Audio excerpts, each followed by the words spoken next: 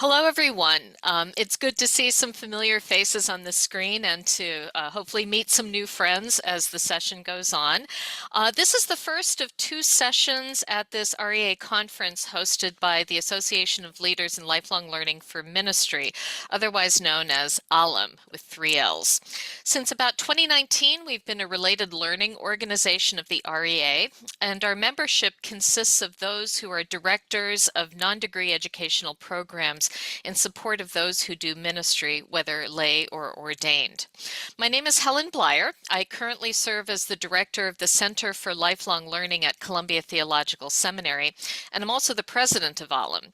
I'll be facilitating this panel today. I'm joined by three of my colleagues today who serve on ALLLM's leadership team. In order of speaking appearance, I'd like to introduce you to Darryl Stevens, who serves as the director of the Pennsylvania Academy of Ministry at Lancaster Theological Seminary and the director of the Leadership Academy Preaching Institute of the Greater New Jersey Annual Conference of the United Methodist Church. We've got Lindsay Andreolli-Comstock, who's the managing director of Tumbu Global, an educational design firm, and she's president and principal consultant for the School of Global Citizenry, a CEU certified global citizenship education school of lifelong learning. And third, Tay Moss, who is the director of CHURCHx, a nonprofit e-learning platform and community designed to support Christian learning and ministry. So before I give you a summary today of what we're going to be discussing during our time together, my colleagues and I want to take the temperature of the room. So Tay, this is your cue to bring up the slide.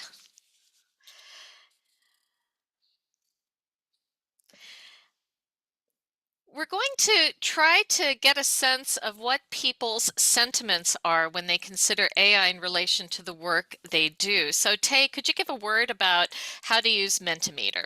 Yes. So there's two ways, at least there's actually three, but there's several ways to access this website to enter in your stuff. One would be with the link that I've posted in the chat. Another would be just using your phone and scanning the QR code that you see on the screen in the corner. And the third method, if none of those work for you, is to go to menti.com, and then at the top there's a little bar where you put in your code, and the vote code is there. It's 26260727. And I see some answers are already coming in. So this is being updated in real time, of course, as people enter things. And you'll notice that the size of the words is equivalent to how many people use that particular word or phrase. So let's give you all a minute to put your thoughts in.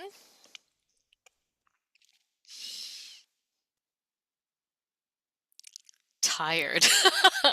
Wary. Ooh, conscientization. Interesting. That'll be relevant to the conversation we're having today.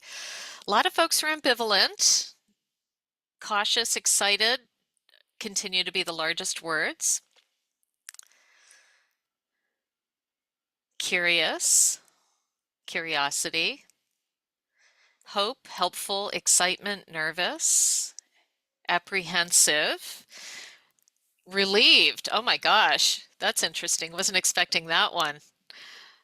Possibility, nervous.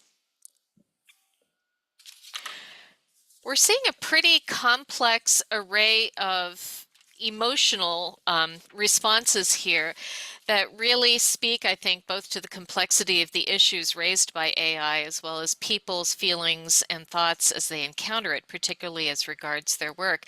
Tay, you want to say a word about any of the words that you're seeing here before we move on?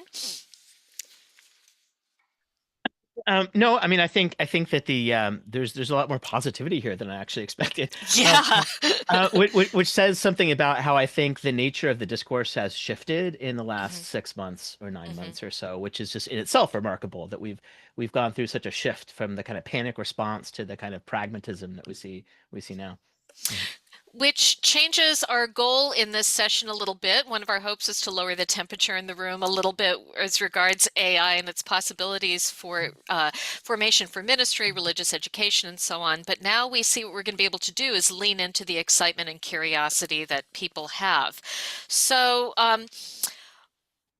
just to give you a little overview of what our time together is going to look like. we want to dive into some of the challenges that are posed by AI, particularly for the work of education.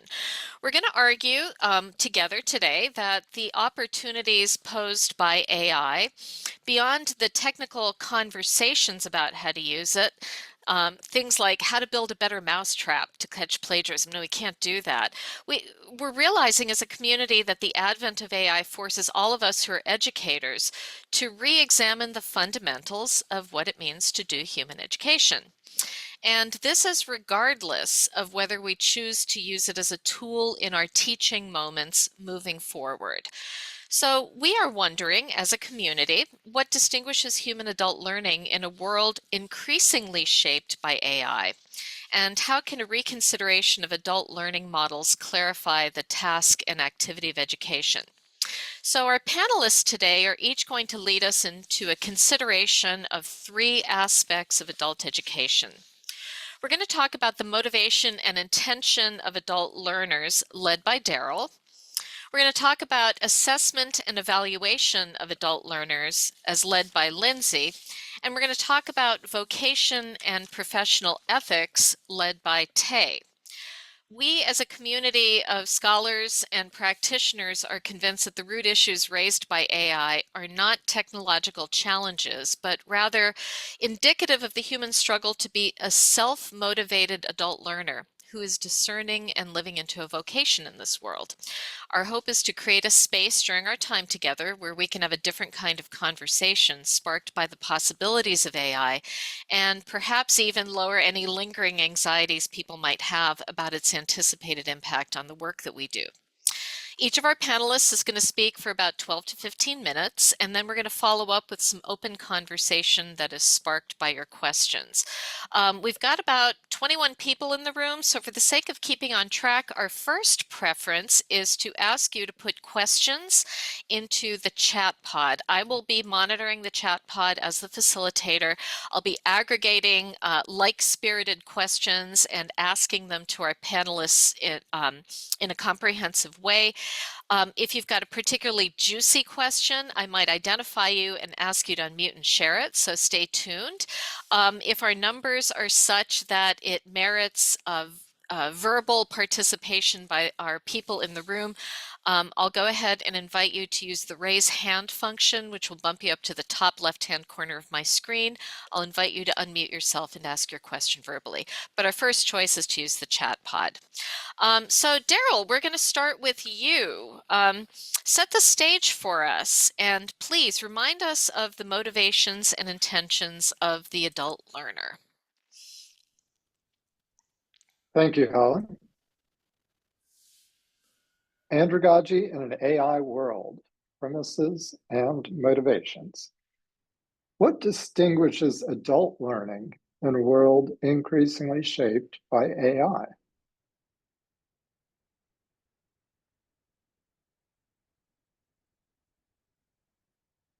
If I can figure out how to advance the slide, I will. There we go. The shared hypothesis among this panel of speakers is that the root issues raised by AI are not technological challenges, but rather the human struggle to be a self-motivated adult learner who is discerning and living into a vocation in this world. Allow me to introduce a vignette. Pauline is a volunteer lay pastor in a Methodist congregation in Pennsylvania. After high school, she took a job in human resources, which she has held for 20 years. During the past few years, she became more involved in leadership in her church. She served on the council, visited homebound members, and preached occasionally. Her only training was apprenticing with her senior pastor and attending a few weekend workshops for lay ministers. 3 months ago, the senior pastor was appointed to another congregation, and Pauline was asked to serve as a volunteer lay pastor. Trying to balance the demands of pastoral care, chairing committee meetings, and planning and leading worship, she has little time for sermon preparation, a task for which she feels woefully unequipped. Turning to ChatGPT, she has discovered that this AI tool writes sermons good enough for her to preach, though she has not told anyone about her use of AI. A world with AI challenges us to examine the premises and motivations for human adult learning. In this vignette, Pauline has no formal training in homiletics, is faced with time constraints, and has sought out and found a temporary solution to her problem. What will motivate her to learn and grow as a preacher? To create and sustain a well-designed program for persons like Pauline, I invite you to consider with me what constitutes and motivates human adult learning in the AI world. To answer this question, I discuss Andragogy as an adult learning model and apply it to 3 modes of learning: pragmatic, technical, and formational. I speak as a director of lifelong learning for ministry, responsible for programs in both the church and academy. Adult education, which I call Andragogy, is a participatory endeavor between learner, instructor, and the communities that support and depend on them. Andragogy is based on the following 6 assumptions: just-in-time learning based on need, self-directed participants who are agents of their own learning. Third, participants' life experiences as a resource for learning. Fourth, a readiness to apply learning to real-life situations. Fifth, a practical application to tasks and problems. And 6th, internal motivations. Where education for the professions often focuses on pre-service formation, such as a degree program, lifelong learning for practitioners involves a more dialogical method designed for wrestling with complex problems and refining professional practice. Andragogy differs from classical pedagogy in its motivations, planning, design, and evaluation. Adults learn best when they can shape their learning experiences to find answers to questions that arise in practice, when they are supported and challenged in a community of learners guided by a skilled facilitator, and when they are involved in assessing the outcomes and determining what to learn next. Thus, adult learning is a form of just-in-time learning in which the learner or practitioner sets the agenda and determines their goals. We can see Andragogy at work in Pauline's case.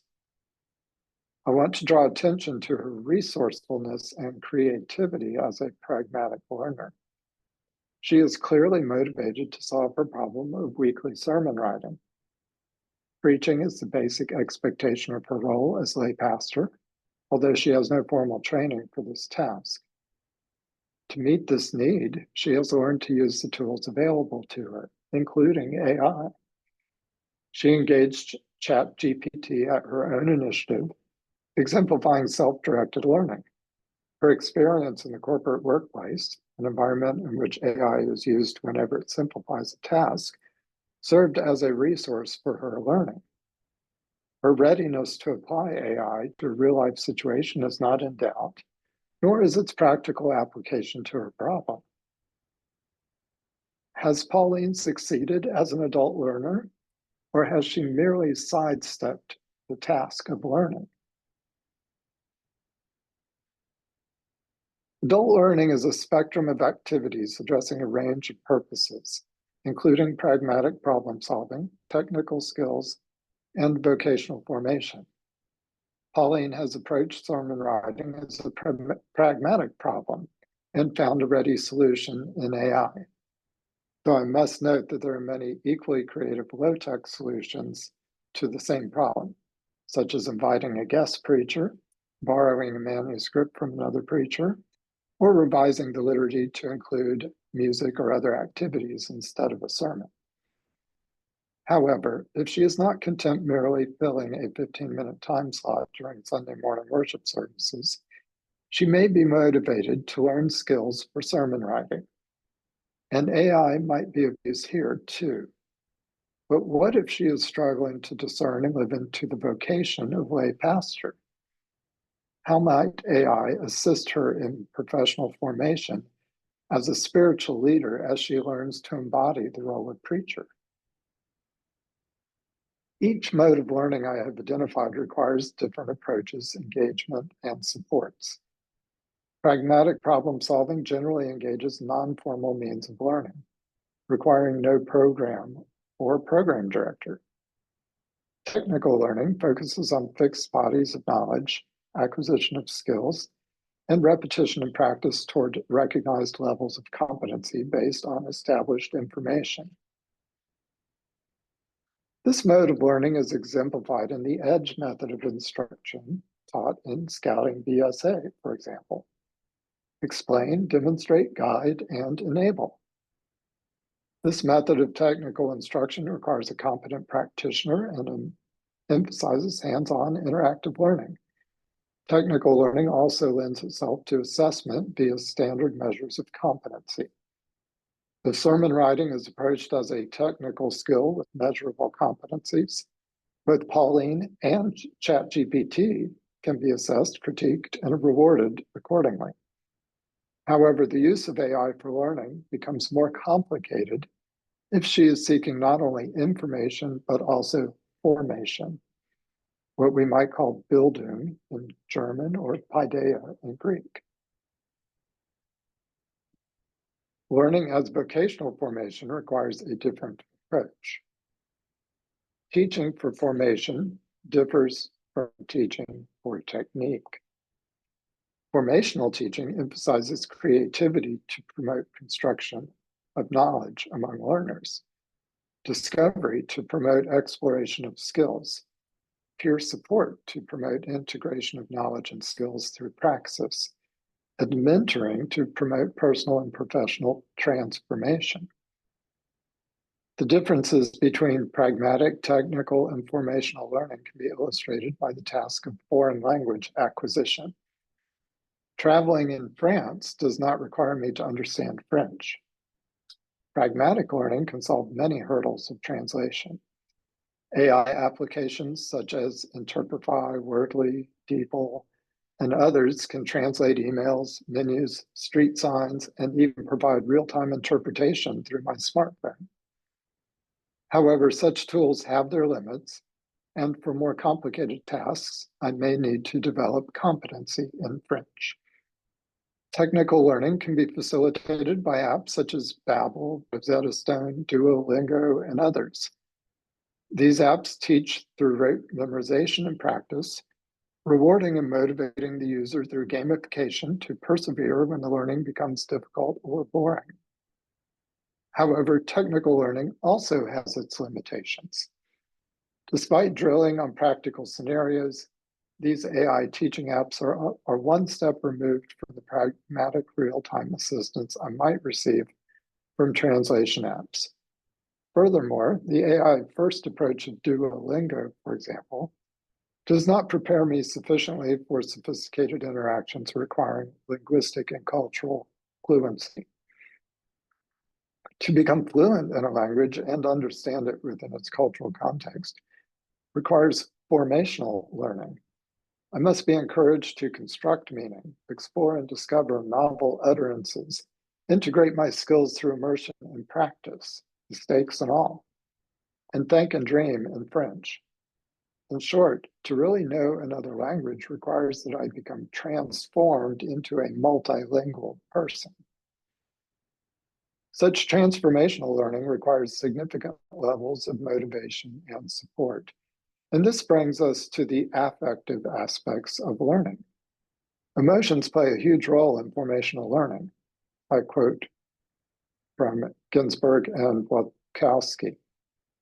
When adults feel respected, care about what they are learning, and know they are becoming more effective at what they value, intrinsic motivation surfaces like a cork rising through water.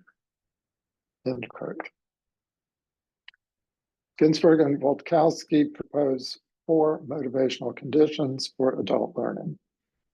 establishing inclusion, developing a positive attitude, enhancing meaning in relation to the learner, and engendering competence. Instructional strategies conducive to these conditions include community of support,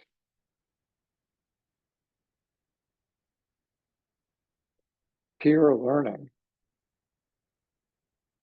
mentoring, collaborative projects, and positive relationships.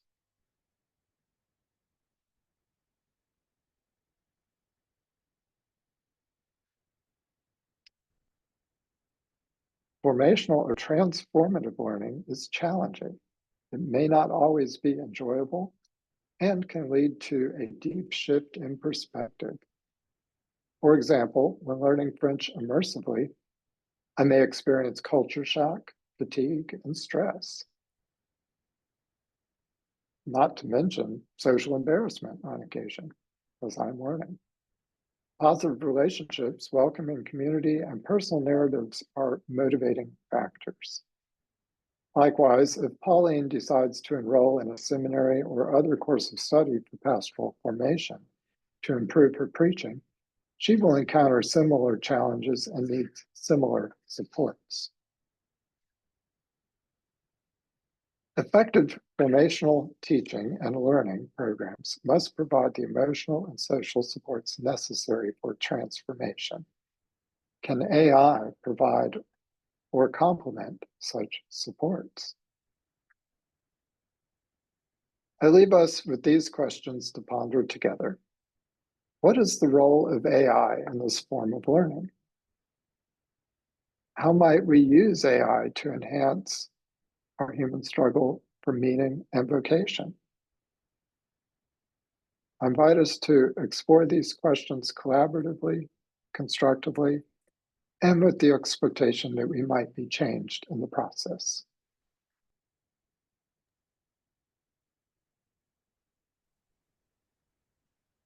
And I will hand it over to Lindsay. All right, thank you, Darryl. I'm going to shift over here and start my slides. Let's see if I'm doing it correctly. Can you all see that? Looks good. Excellent, excellent, excellent. Well, thank you so much, Darryl. We're going to shift now into the ever so sexy topic of assessments and evaluations, and what I believe is actually the kairos of AI, which is reimagining those assessments, moving from cheating prevention into a much deeper evaluation. So in order to do that, I want to introduce you to Dr. Eleanor Vance.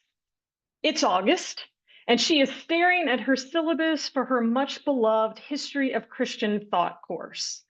But this year, she isn't feeling excitement. She's feeling a little bit of dread. You can see it on her face, because all she can think about is ChatGPT and the new emergence of something she just discovered called Gemini.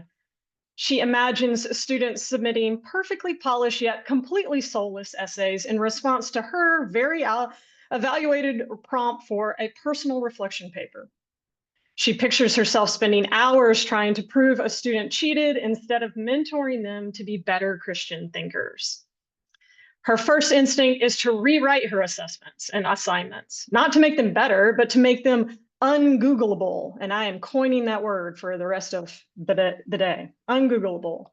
She considers adding a mandatory in-person final, creating complex citation requirements, and even subscribing to 3 different AI detection services that were recently referred to her. Dr. Vance is exhausted, and the semester hasn't even begun. So despite our word cloud that we had earlier, I suspect that the anxiety is real and familiar for many of you in this room. And it positions Dr. Vance and us, when we feel this way, in direct opposition to the very things that motivate our adult learners. Darryl, thank you. You already gave us a very powerful reminder of those motivations: the need for relevance, the drive for personal growth, and the desire to apply learning to real life and real ministry. Dr. Vance's anxiety, born from a place of fear and anxiety, sets up a system that ignores all of that, unfortunately. Her story perfectly illustrates the fork in the road that AI has placed before every single educator. The arrival of generative AI has presented every educator with a choice, symbolized by two very different questions. The first question, how do I stop my students from using AI to cheat on their assignments? This is Dr. Vance's question, and so many of our questions, right? And then there's the second question. How can this moment help me design better assignments that foster uniquely human skills of critical reflection, application, and wisdom? Now, I argue today that the first question leads us to an exhausting and ultimately futile arms race, something we're literally never going to win. The second question, however, leads us back to the very wisdom of Andragogy, and in doing so, offers a more faithful and effective path forward for all of us. So let's look at the reactive stance. It's essentially a framework of suspicion. This question frames the educational relationship as inherently adversarial. It's educator as police and student as suspect. It focuses on policing the outputs from students, not inspiring a transformative learning process. It implicitly values low-level cognitive tasks, things like summarization, definition, recall, the very tasks that AI excels at, and often fail to engage adult learners anyways, this kind of rote memory memorization. So the consequence is that this path leads to the need for more sophisticated detection software, a lockdown browser, and a classroom culture of mistrust, right? And that stifles the vulnerability that we all know is required for true theological reflection. So, and essentially, it dishonors the motivated learner that Darryl just described for us earlier. The second question, however, is a Kairos moment. The definition of Kairos is not just chronological time, but the opportune, decisive moment of action. AI is our pedagogical Kairos. This moment doesn't provide us with new principles for evaluating adult learners. It forces us to finally live up to the ones we already know as educators. Andragogy has been around for a long time. So the consequence with this second approach is, as you can see, it's a path that leads to personal and professional growth, fueled by self-motivation and mentorship and context, guided by lived experience and the collective knowledge of peers and educators, even outside sources. It rewards the motivated learner with a holistic learning experience that is personalized and contextualized. And so in turn, perhaps the better question is, what kind of assessment honors the learner by demanding something that AI cannot offer it? One thing Andragogy teaches us is that the type of assessments that honor learners in an age of AI are those rooted in a good adult learning theory. These more effective assessments demand very clear things like critical and higher order thinking, moving us beyond the what to the why and the so what. Things like personal reflection and integration, connecting course concepts to one's own life and faith and biases and prejudices. It demands contextual application, applying those theological principles to that messy, real-world ministry situation. Original arguments. We are developing unique, defensible theological voices in these students. So we need to hear that original argument, something AI can't create for us. It demands self-direction and growth, emphasizing process, feedback, and revision. And as educators, it's our responsibility to set that up. And it requires peer-to-peer learning, fostering a community of learners who sharpen one another. Core adult learning theory. Adults love learning from one another. So when we compare the two learning journeys, and in essence, the question we start with when presented with AI fundamentally shapes the educational environment. If we position ourselves in defense when we're presented with AI, we achieve very few of the goals set out for us. However, if we position ourselves in active response to AI, we get much closer to our success measures. The differences, as you can see here on the screen, are stark when we compare the core values fostered by each of the different approaches. So what does AI resistance as a baseline, as a key design principle, look like in real life for us as educators? Well, let's look at it in 3 distinct categories of assessment. We'll start with moving from the book report to a pastoral response. So the old way, the way perhaps some of us are doing it now, the AI vulnerable way would say, our assignment would say something like, summarize Karl Barth's Doctrine of Revelation. But in the new way, the inherently AI resistant way, our assignment might sound a little different, like this. You are a pastor writing to a church council that is debating whether to remove a controversial book from the church library. Write a 2-page pastoral letter that draws on Barth's understanding of the Word of God to argue for a faithful path forward. Be sure to anticipate their anxieties as a congregation as you know them, and ground your counsel in both theological principle and pastoral care. This works because it demands application, original argument, and contextual awareness that AI cannot replicate. So let's move to our next example. Moving us as educators from that final exam that we love so much to a reflective portfolio. So in the old way, as educators, we might create an assessment that's very AI vulnerable, that says that we're going to have a multiple choice final exam on key figures and dates, right? We've all been there, we've experienced it, and we've probably given it to our students before.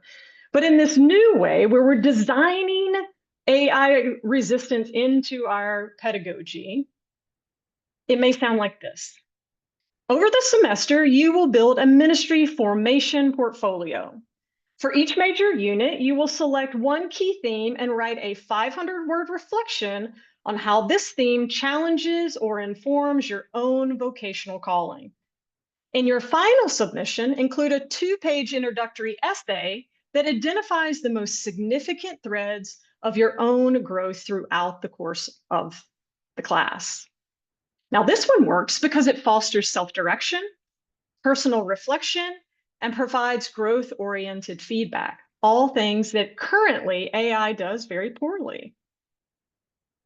And let's look at our last example. Come on, slide. There we go.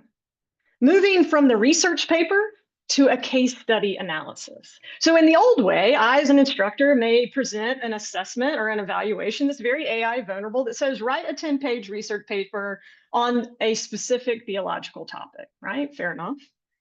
But in this new way, where I'm AI resistant by design in my course, my assignment may sound like this. In a group, analyze this case study of a parish struggling with generational and cultural divides. Drawing on the work of at least 2 course thinkers or students in the class, develop a proposal for a series of 3 worship services designed to foster reconciliation and mutual understanding. Justify your liturgical and theological choices with examples. Now, this one works because it's problem-centered, leverages peer learning, and demands creative contextual application. Again, all things that currently AI does very poorly. So notice that the goal here in all 3 of these examples was never to create an AI-proof assignment. That was never the goal. The goal was to create a better assignment, one that is engaging, transformative, and true to the principles of adult learning. And the reason for that is because meaningful andragogy-centered assessment that fosters deep wisdom is by its very nature AI resistant. Let me say that again. The reason for that is meaningful andragogy-centered assessment that fosters deep wisdom is by its very nature not AI-proof, but AI-resistant. And that natural resistance shifts our role as the educator from being a guardian of answers, the police, to a designer of learning experiences, and perhaps even a mentor in spiritual formation. And I don't know about you, but for me, I would much rather be the latter. This fundamental shift in our role from proctor to partner and from policing to mentoring is not just a pedagogical choice, though. It forces us to ask deep questions about our own character as educators, our power in front of a classroom, and our professional obligations. It is, at its heart, a question of vocational ethics. And to guide us through that crucial conversation, I'm pleased to hand it over to my colleague, Tay. Thank you very much. Let's see. Helen, could you please spotlight me if you haven't already? Yes. Thanks. So my name is Tay Moss. I was already introduced. I do a lot of work around the intersection of faith and technology of different types, including education. And so, since the rise of ChatGPT, it's really changed a lot of things for a lot of us. And one of those things that's changed is the very nature of the work that we do together. Whether, you are somebody who's in an administrative role, an educator, or somebody who is in ministry, you will have already probably felt the impacts of AI on your work and how you do it. So this presentation is going to go into some of that. So some just quick learning outcomes that I'd like to achieve today with you all is to, first of all, identify the key ways that generative AI is currently reshaping tasks and work, generally in ministry and theological education specifically. Another goal would be to explore, another outcome would be to explore the practical implications of AI for education and ministry. And then finally, to imagine together some plausible future scenarios, both an optimistic one and a pessimistic one, for the vocations of ministry and theological education. So let's just start with some of the kind of immediate stuff that's been noticed in the work world. There has been a very rapid uptake of these technologies. However, it tends to be very spotty by industry or by region. So, for example, I was at a dinner table, sorry, a lunch table at a seminary 2 months ago or so, and many of the students had they were aware that AI existed. They'd heard of ChatGPT, but they had no idea what it was capable of because they haven't been allowed to use it in their classes. Well, good for them. Okay, that they hadn't cheated and used it. But one of the people at the table was a spouse of one of these folks, and she said, "That's funny." She said, "I'm required to use it because she works in a marketing company, and they have a specialized AI that they've developed specifically to make sure that they have brand discipline and exactly the kind of wording and so forth. So when she writes advertising copy, she has to put it through the AI to make sure that it is achieving what the company wants. So, that's the kind of split that we're often sort of seeing on a very kind of industry to industry sort of basis. But basically, one of the things that has happened is job automation at scale. And the prediction is, and there's various different versions of these predictions, but they all are kind of similar, that we might see something like 300 million full-time jobs in the US and Europe be affected by automation of different types. And, automation waves have come before with the rise of things like robotics and other kinds of technologies.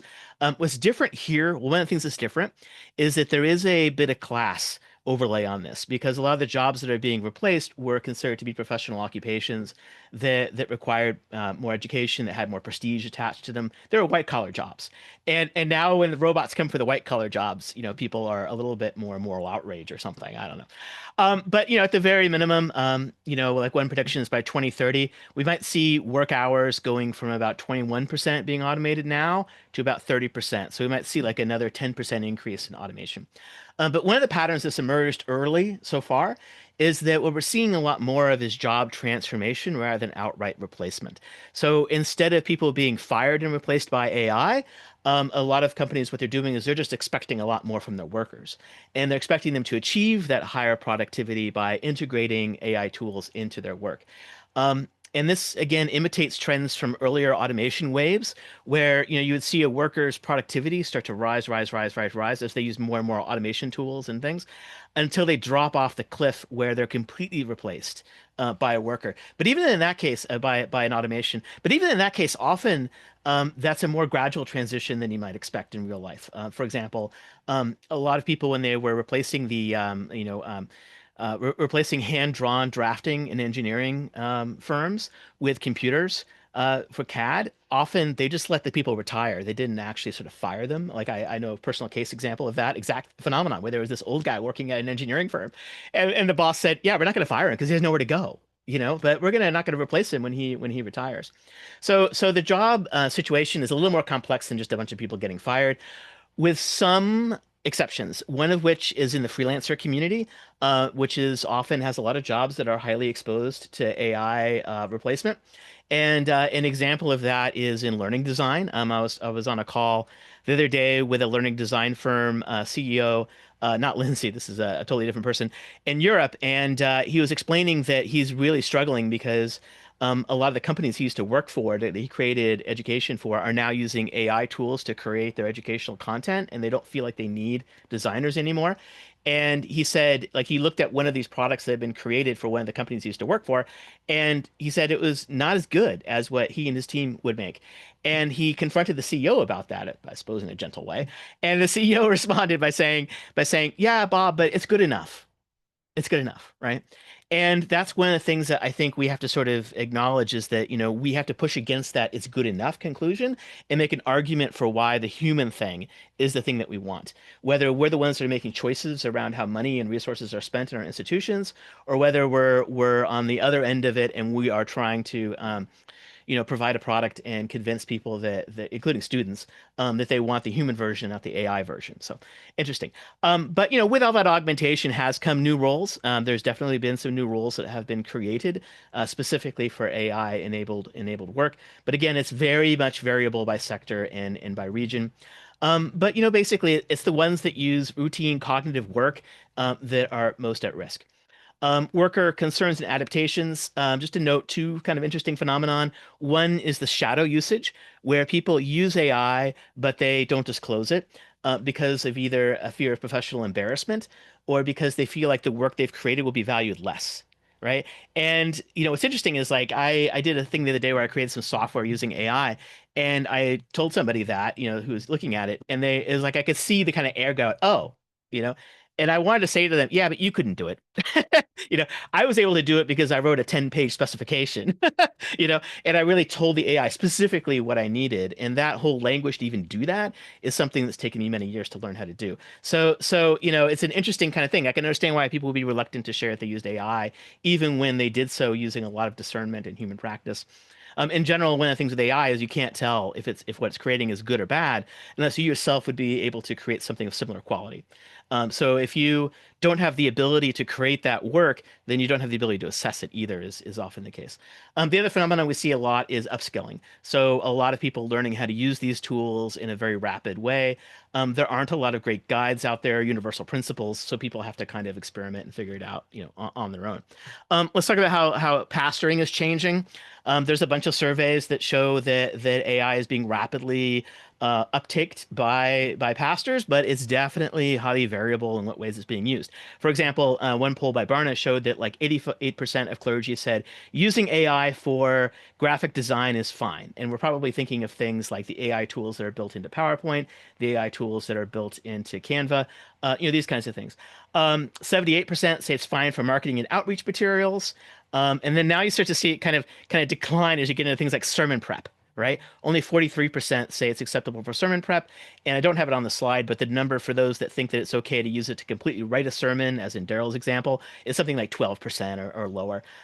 So as we get kind of more what are called kind of spiritual as opposed to kind of clerical tasks, we see a shift. The general consensus in the pastoring community is that AI makes a good servant, but a poor shepherd. Right. There's also significant issues raised about theological integrity.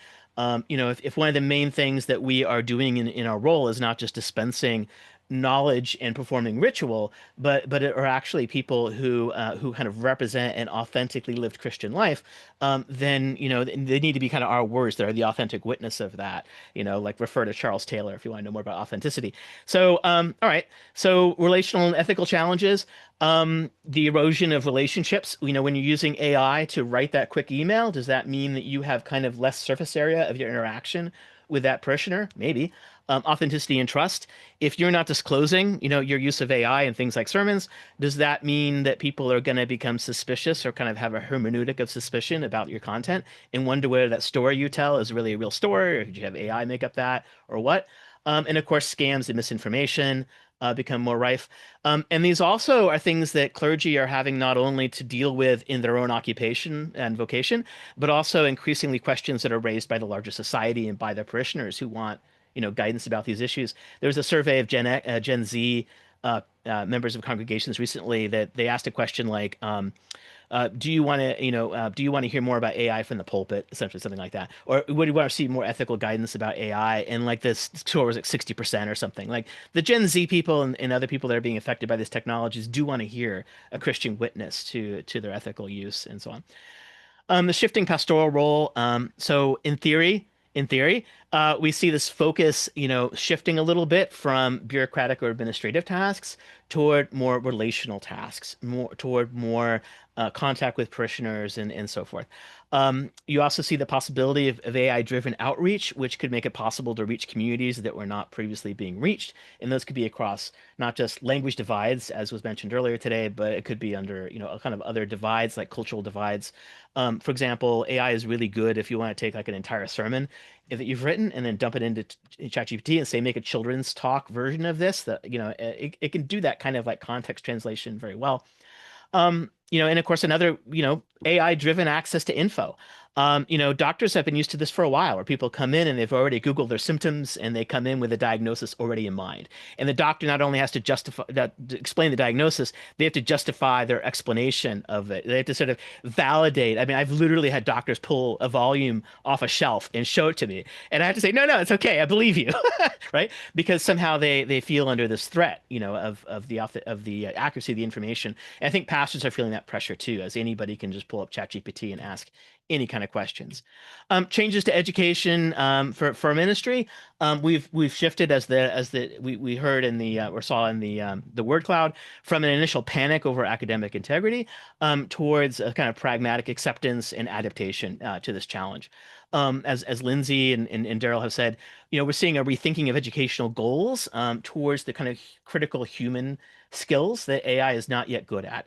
And I would say even if AI becomes good at them, they will still be the characteristically human things that humans are going to want to do. There's an increasing emphasis on contextual learning, of course. Faculty adaptations going from a kind of lecturer who's very content focused toward facilitators who have a kind of curatorial role of kind of, we in a world where we have access to everything, right? What are the particular things that want to be held up, right? In that kind of curatorial role. Curriculum innovation, of course, has been spurred by this revolution. We've seen a lot of that, a lot of talks about that. Moving from sage on a stage to guide on the side, right? That kind of thing. Opportunities that this brings, personalized learning, solving that gap between what happens when you have classroom-based instruction one-to-many versus one-to-one tutoring instruction, that gap in learning outcomes. Is this going to solve that? It certainly is going to help. Access to resources. People can learn anything at any time. Equity of access actually is increased by a lot of these technologies in the same way the internet made possible people to access all kinds of information they couldn't before. And in general, this exacerbates a larger trend in theological education away from professional qualification toward meaning making, toward equipping people to find purpose in their own sort of selves, right? And this is also in the work by Ted Smith at the end of theological education. You can also see him discussing this shift and tying it into broader cultural trends that were taking place long before AI emerged.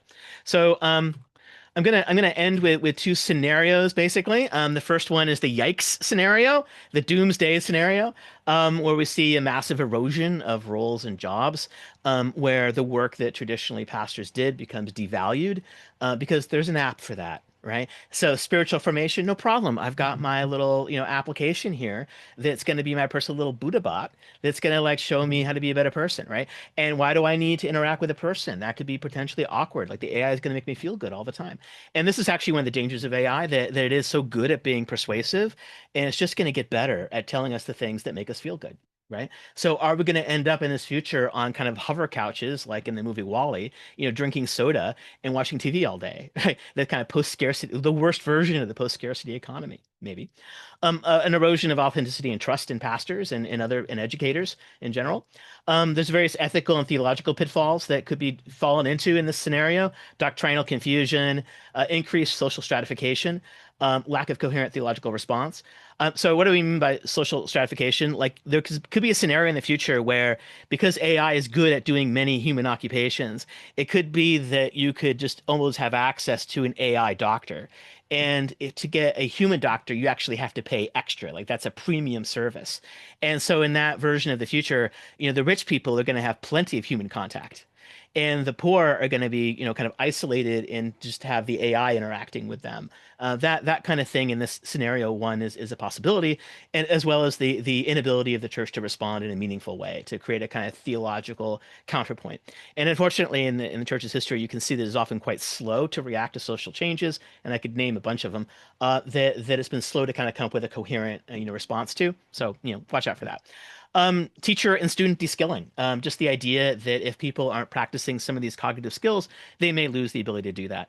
And this can also be true in an ethical thing. I heard a great paper a couple of months ago about how, increasingly as we turn over things to automation, we do so often out of a desire to create like unbiased kind of interactions for people. But this can have the unfortunate effect that it reduces the surface area of discretionary moral choice making. So, for example, if you're late, if you miss your flight to Atlanta and you go to the ticket agent and the ticket agent no longer has discretionary authority to choose which flight to put you on and to bump somebody, now you just have to go onto the app. We've lost that ability for a human to make a kind of moral judgment and assessment of values and to prioritize you over somebody else, right? And to adjudicate those kinds of needs. That's the kind of moral de-skilling that could happen. And there's lots of applications in teaching as well of how like teachers could lose the ability to do all kinds of things if they over rely on AI. Alienation, loss of community. Yeah, you see where that's going. Okay, scenario 2.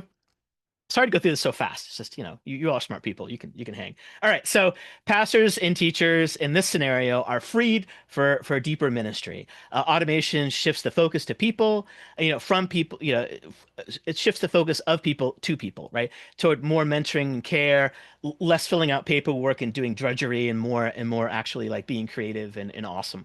That's a possibility. Augmented capabilities, using AI to amplify the creative and teaching capacities that people have, to be able to to have people take just like a kernel of an idea that gets them sort of thinking, and then they give that to an AI, and the AI helps them develop that in these really amazing ways by connecting it to deeper ideas and to other resources the person is not even around. People don't know what they don't know.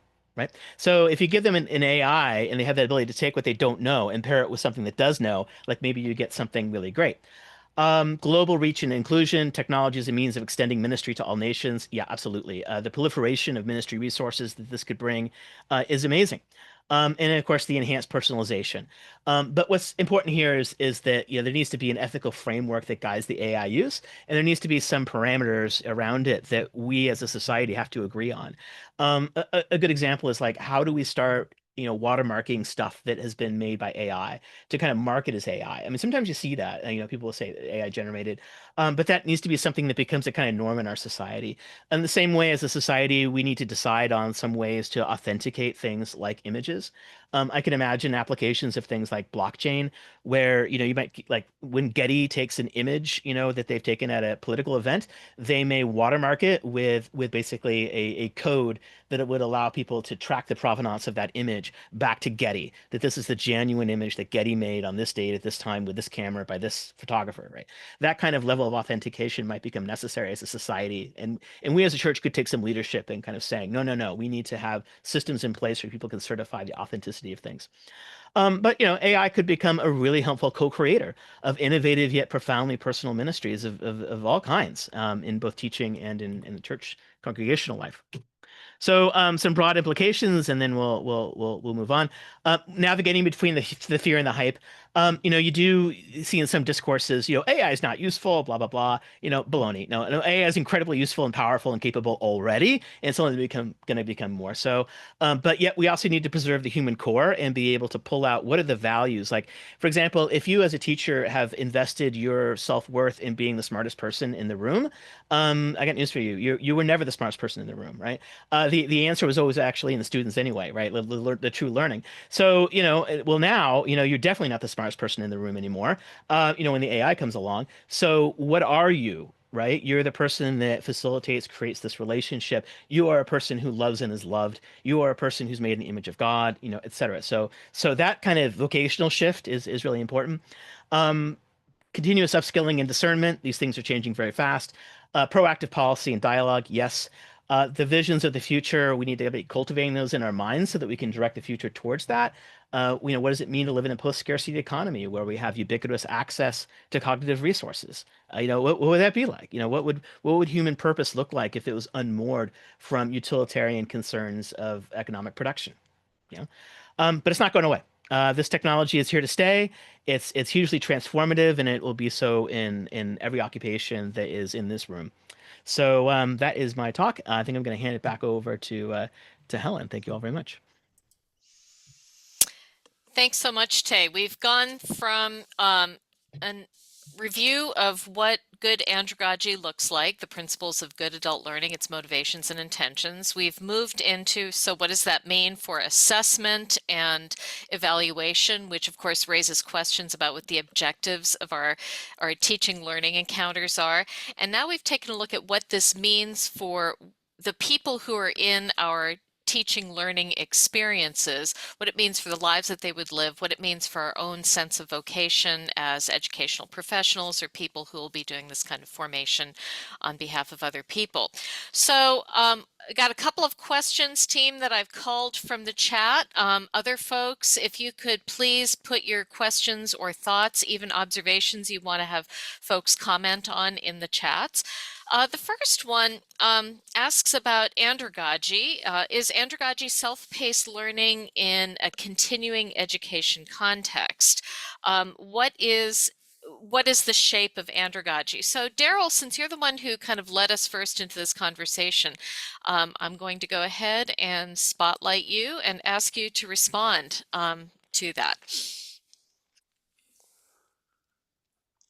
Andragogy is the form of learning in which the learner is the one defining the parameters of what they want to learn and why. And as we've seen in the chat, what's good enough? What's good enough to solve my problem? It's very practical and pragmatic and applied knowledge. Andragogy can occur within structured programs of continuing education or in informal programs of, like we saw with Pauline, where she had a problem and she used resources to learn how to solve her problem. There was no structure or program helping her do that. So that's generally the difference.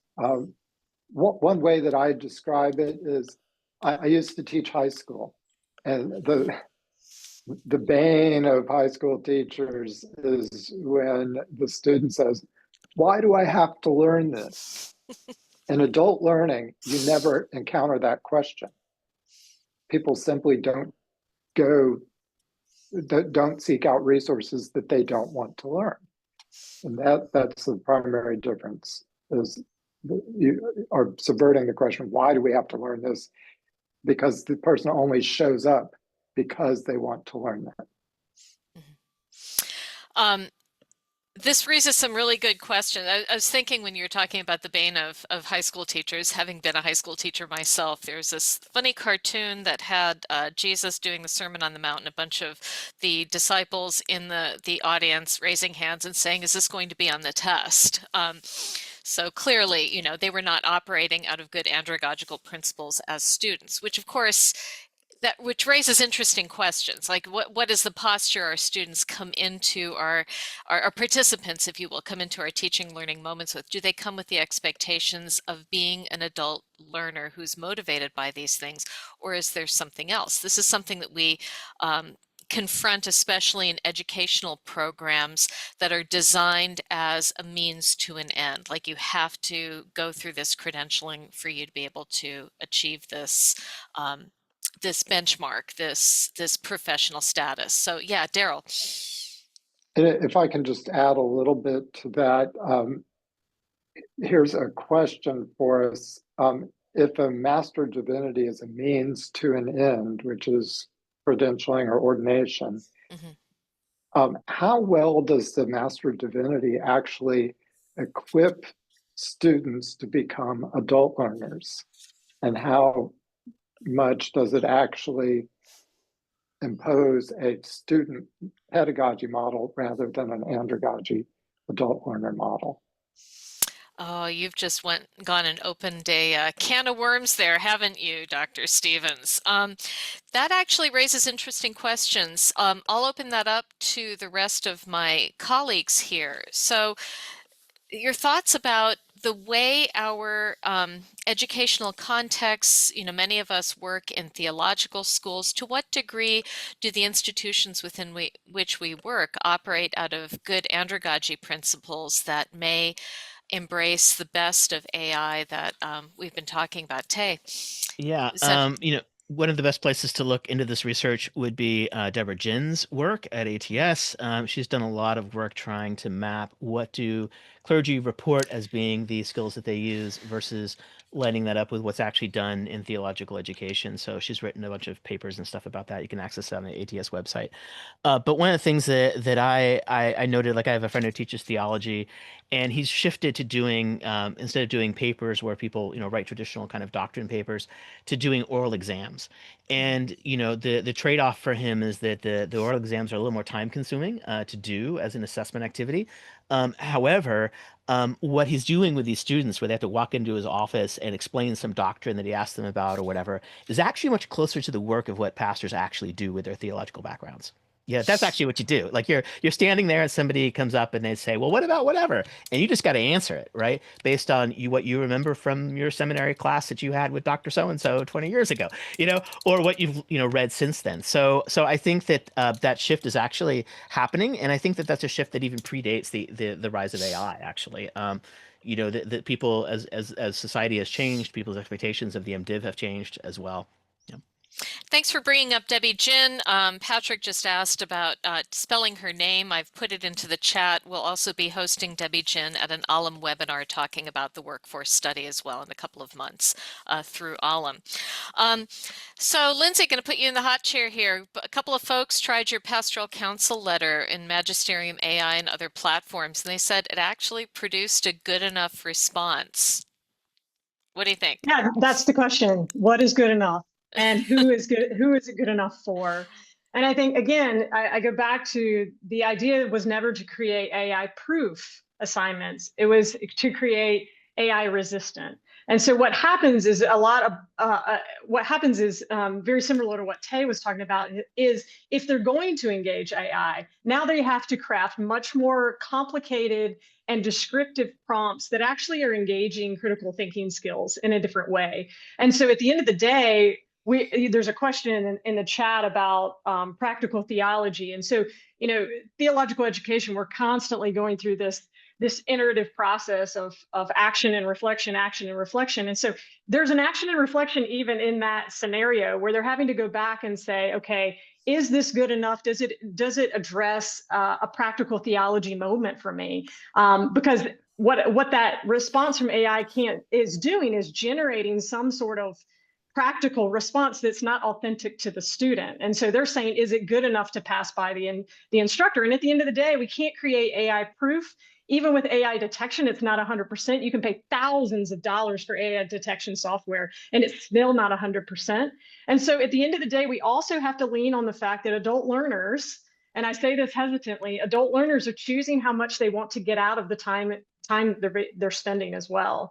And so is it AI proof? Absolutely not. Are they having to now re-engage AI because it's maybe not producing a practical theology response to, okay, this is what I did in my ministry setting.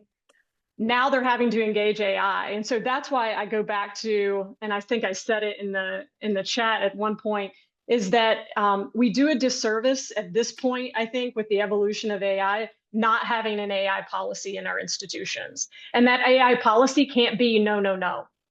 It just can't. And I think Tay mentioned this earlier somewhere, either in his talk or on the chat. It can't be no, no, no. And I'm consulting with an incredible institution, and there's this wonderful instructor that actually gives examples of the soulless, just flat answer that AI gives and what he's looking for.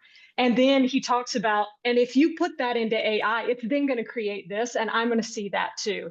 And then he names all the ways in which that actually disenfranchises them from the learning experience, and then says, I'm not going to tell you not to use AI. What I'm going to ask you to do is be a critical thinker. And so he leads them in this wonderful evaluative process of how, if they're going to use it well, and to be good critical thinkers and use it as a tool in the same way that my generation had to deal with whether Google was cheating, and the generations before that had to deal with whether an encyclopedia was cheating. So I don't doubt that AI gave you a response that maybe is good enough for you, maybe is good enough for them, but what sorts of things is it prompting the student to do that might be different than it would have been if it was write a 5-page research paper on X, in which you would have gotten a pumped out Google response.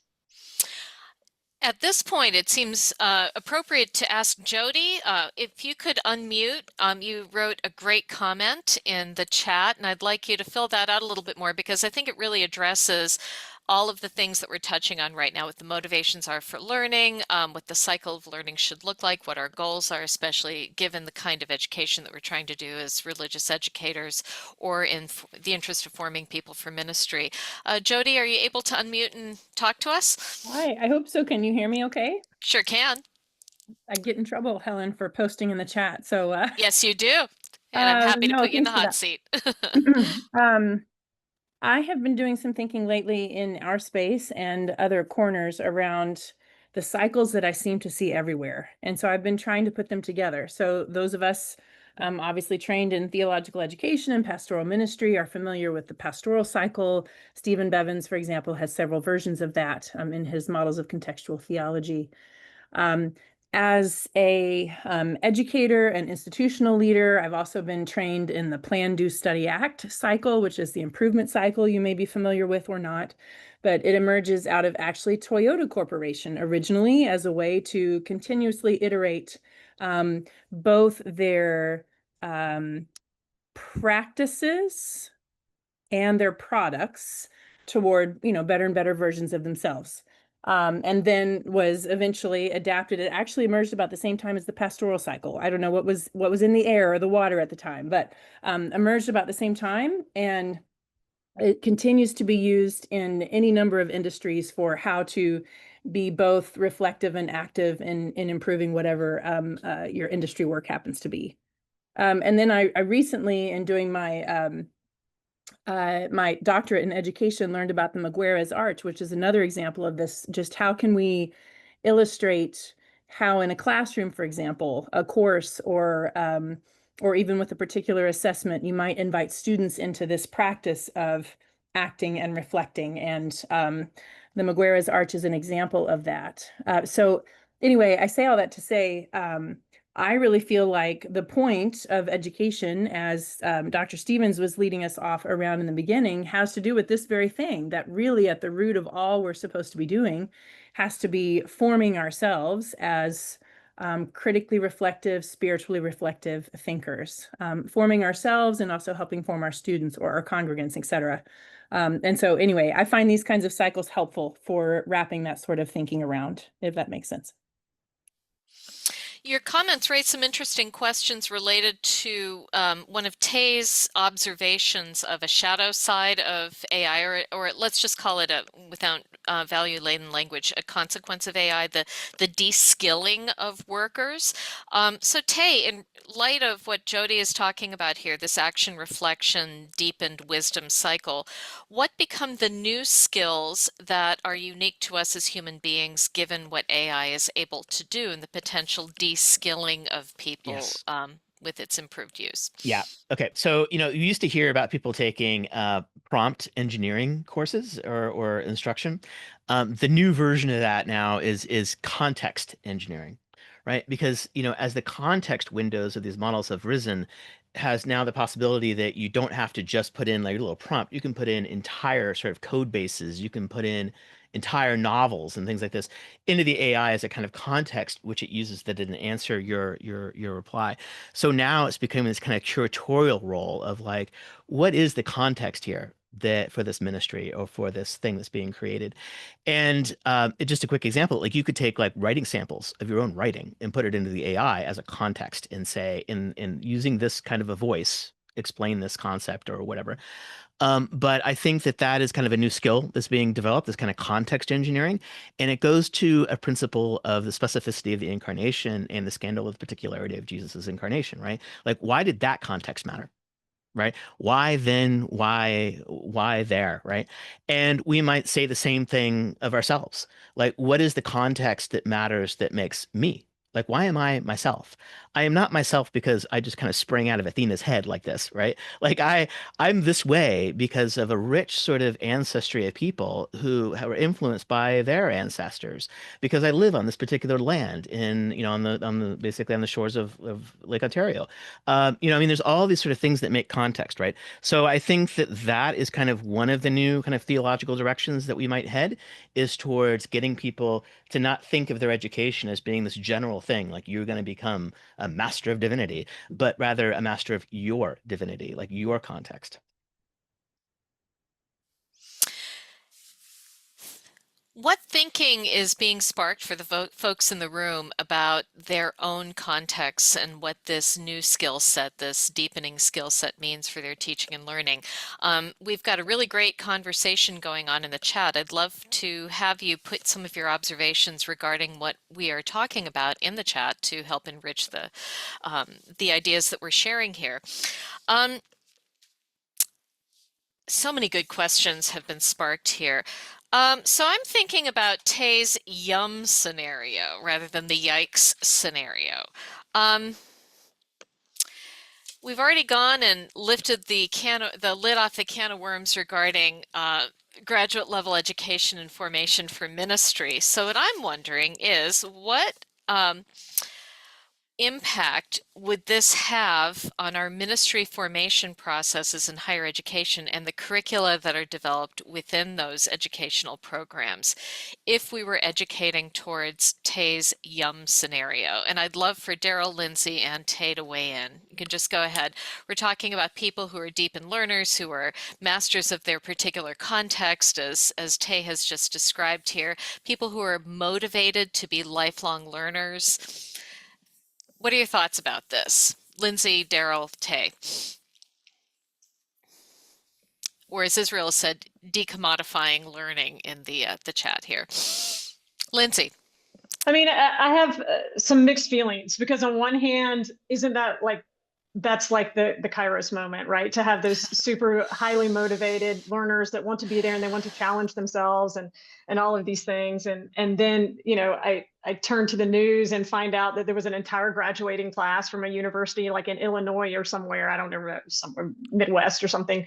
Entire graduating class used chat bots and AI bots to graduate. Like they had not attended class in like 3 years. They all did it in their freshman year and they graduated with undergraduate degrees and had never actually attended class or participated at all. So I have mixed feelings because it's like, yes, that would be the perfect scenario. And are we now giving degrees to just imaginary creatures in the same way we're fighting with imaginary people on social media? So I have mixed feelings, but until I have the tools or there are devices with which to imagine differently, it is interesting because I find that the onus is on me as both an educator and as an administrator and as a consultant to offer an opportunity for them to want to be that engaged, informed learner. And that means I have to do better with my assessments and my evaluations, my design. It all matters. And, sometimes I'll have folks they'll want to hire us and they'll say, can you make my class prettier? And I'm fine with being hired for making it prettier, but I give them a very clear instruction on what the aesthetic of an online course does to an adult learner. And I educate them on that because it's extremely important for people to understand, attention spans online, the adult mind, what draws us in, what shuts us down. I mean, even on a webinar like this, people's tone, what their slides look like, who's in the room, how the chat goes, you will see people dip in and out based on preference and desire. And some of that can be classified into adult learning theories and concepts. And generally people want X, and sometimes it's just personal preference. So yes, I would love to lean towards that that Yum model. And I think I tend towards that, but I also do that with a heavy weight on myself to make sure that I am, for example, AI is constantly changing. We're talking about what it couldn't do 2 weeks ago and what it can do now. The onus is on me to go back and make sure that my assessments are relevant to today. And that's a lot of work. But you know what? I can also use AI to write a better assessment sometimes as well. I just wrote in the chat that you can now tell Gemini, for example, in its deep research, which is an amazing feature, by the way, you can tell it to not use its regular language format in its response so that it doesn't get detected, which apparently right now, according to the Digital Education Council, is wreaking havoc on AI detection because it now knows how to tell yourself that it's not even AI. So I think we have to lean towards the Yum model because otherwise kind of we just spin out, I think. And the onus is on us as learners as well. What do we really want to learn? Israel Galindo raises some interesting questions here about the formation that happens in our educational experiences. I would say whether we want it to be happening or not. And what he's suggesting here is that the educational experience is formative, hence the production of students who don't develop the capacity to stop being students and to become self-directed lifelong learners who are not dependent on external agencies to think for them and determine what is of value. And further, he said, regarding your example of the Midwestern school, Lindsay, they actually did solve a problem. The problem was to graduate. So it does raise some interesting questions. And I responded by saying, and they're now our financial managers and in charge of our nuclear centers, you know? So there's an inherent problem there. Right. I want to raise something that I think that Lindsay was definitely poking at, which is the value of aesthetics in this. And what aesthetics brings to this conversation, like, you know, will beauty save us? And I think there's a compelling argument to be made for that. And one of the bases for that might be the Book of Acts, the story of Tabitha, also known as Dorcas. You know, she dies, and Peter shows up, and they show him her body, but then her followers show him the clothes that she had made. And the conventional interpretation of this is that it's because they wanted to show that she was generous at taking care of people. But I think actually what they were doing is they were showing her, not him, the clothes, not just telling him about the clothes, because seeing them, they were beautiful.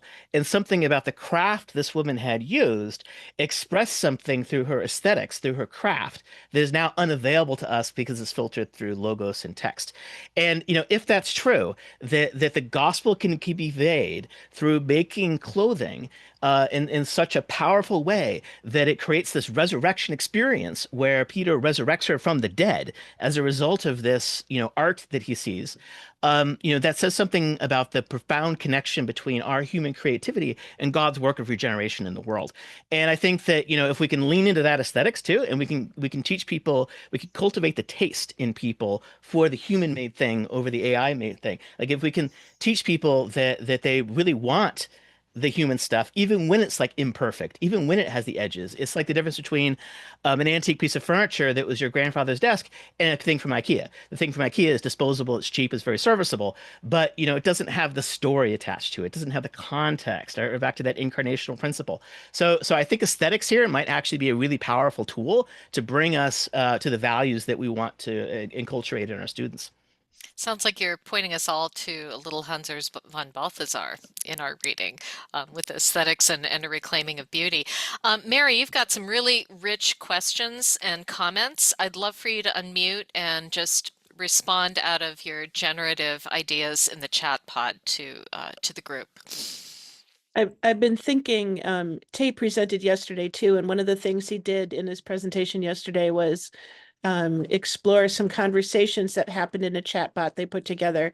And part of what fascinated me about it was the way in which the people asking questions were asking very ideologically charged questions, but the chat bot was returning fairly non-defensive, you know, almost factual responses. And I think our students, I teach at a seminary, need to learn how to be present in these very charged moments in ways that can extend a conversation. So I'm curious about what prompts I could use to try to elicit some of that stuff to help my students learn that.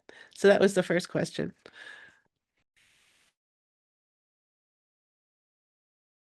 I'll answer that. You know, one thing you could do is you could create a simulation exercise using AI, where the students have to engage an AI bot in a subject matter that is controversial. And if you message later, I can point you to a paper that by Ethan Mollick that explains exactly how to create one of these. And the point is that, you know, you as an instructor still have to put a lot of work into scaffolding that. Like that assignment will take you a while to create, but it creates this very rich opportunity for students to practice this in a way that is very low stakes. Like they don't even have to share it with you. Like they can just do the experiment and then tell you how they felt about it. Right. And then have them do it multiple times with different subject matters and try to see if the students can identify what subjects are actually particularly triggering for them and what strategies were more successful in helping them keep a cool head.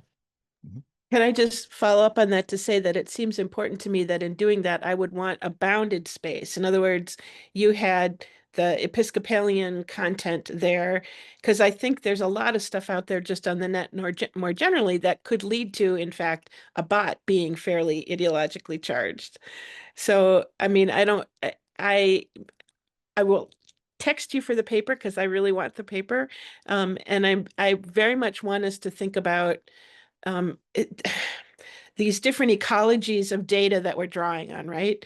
And what it might mean to take this, like I wonder about an REA model. Like I wonder about what would happen. We've got years worth of REA proceedings now that could be the data for, you know, a large language learning model. I don't know that REA has ever thought about doing that, but that might be an interesting way to create a more bounded kind of space. Yeah, I could create one of those.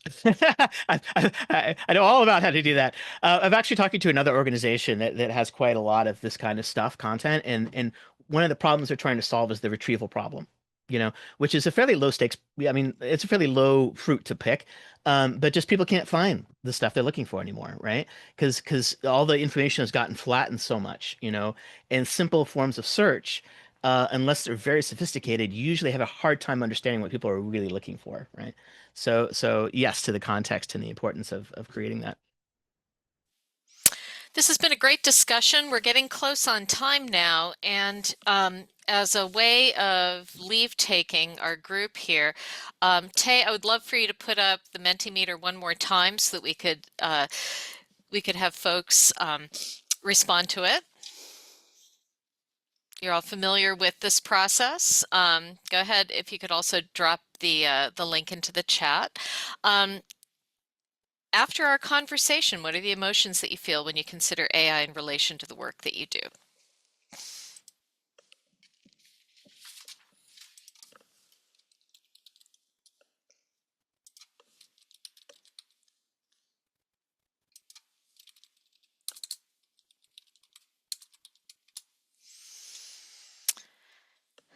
Skeptical, energized, hopeful and worried, deepened, creativity, determined, optimistic, wary. Tay, what are your thoughts about the differences between this and our first slide? The energized one is a bit new, I Yeah. think. I like that. We also have fewer large words that represent a kind of shared sense of what AI means. There's a lot more complexification as people are mulling what the implications are for their own work. Wondering further, necessary, Yeah. sober. Yes, and if I may, you know, one of the things that I have noticed is that people tend to do a kind of compartmentalization of AI in their imagination, and they tend to be quite passionately like anti-AI for certain reasons and quite passionately for AI for other reasons in the same person, right? Mm-hmm. And I find that fascinating. It's not integrated yet, right? And that I would kind of challenge people to try to integrate that and to have the both and, you know, together. Mm-hmm. All right, if you could pull that slide down, I'm going to invite Lindsay and Darryl too. Are there last words you'd like to share before we close with a couple of reminders to folks and some ending comments? Lindsay, Darryl, any thoughts? I think it's an ever-evolving conversation, right? And contextually for each of us, it looks totally different. So I would say in every way, I know that ATS and others, ALLLM, REA, everybody's having these conversations. I think CHURCHx, Tay just prompted people to sign up to have this conversation. I kind of want to be in all of them because I think that's how we stay relevant. Darryl. I think AI challenges us to reconsider and reimagine our relationships to both learning, the learners, and the teachers. So learning and teaching have to become more of a partnership, and especially adult learning is what I'm talking about, in which the learner sets the agenda for what they want to learn, and they seek out guidance. So the image I have is more a directed study than a curriculum with a syllabus that's imposed.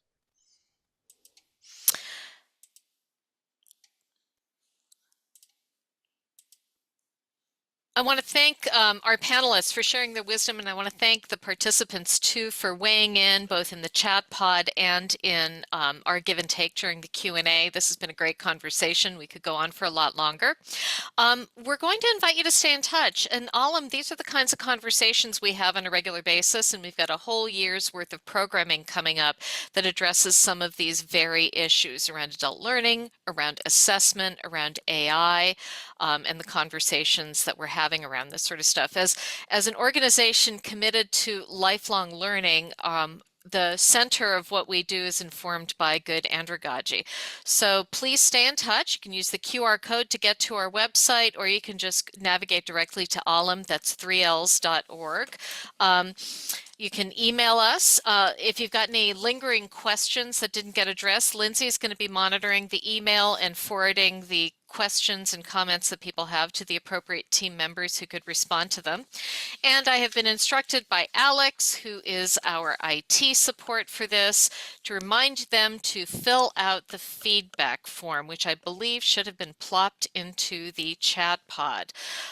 So please stay in touch. We're so grateful for our time together, and hope to see you as well on Thursday. I'll be unveiling the first results of a nationwide, actually a continental-wide survey that we've done on lifelong learning programs and the people who lead them.